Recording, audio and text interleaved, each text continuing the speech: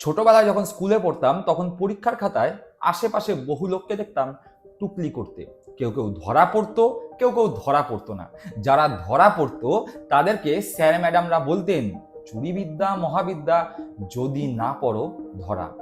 শুভেন্দু অধিকারীও কিছুটা ওই ধরা পড়ে যাওয়া, টুকলি করে ধরা পড়ে যাওয়া ছাত্রদের মতো বা স্টুডেন্টদের মতো। কেন? ওই 2021 সালে বিধানসভা নির্বাচনে ভোটে তিনি জয়ী হয়েছিলেন, 1956 ভোটে মমতাকে হারিয়েছি, কিন্তু সেই জয়ে কলঙ্ক রয়েছে। সেই জয় খুব একটা সুখকর বা তৃপ্তিদায়ক জয় নয়। তার কারণ হট করে কারেন্ট গেল, মমতা বন্দ্যোপাধ্যায় জয়ী থেকে পরাজিত হয়ে গেলেন, শুভেন্দু অধিকারী জয়ী হয়ে গেলেন। সেই জয়ে কলঙ্ক আছে। ঠিক একই রকম ভাবে আরো একটি টুকলি ধরা পড়েছে।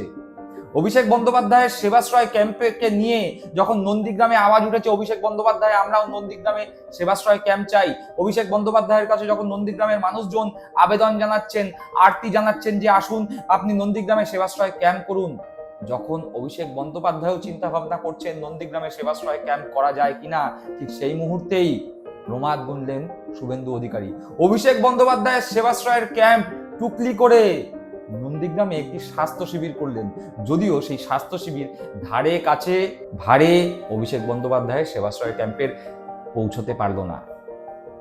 এবার এই টুকলিটাও ধরা পড়ে গেল।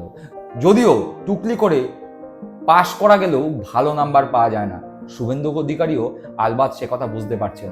ক্যাম্প তো একটা করেছেন, কিন্তু সেটা সেবাশ্রয়ের ধারে কাছেও পৌঁছতে পারেনি, ফলে শুভেন্দু টুকলি আরো একবার ধরা পড়ল। দর্শক বন্ধুরা, কি বুঝছেন? ভালো থাকবেন।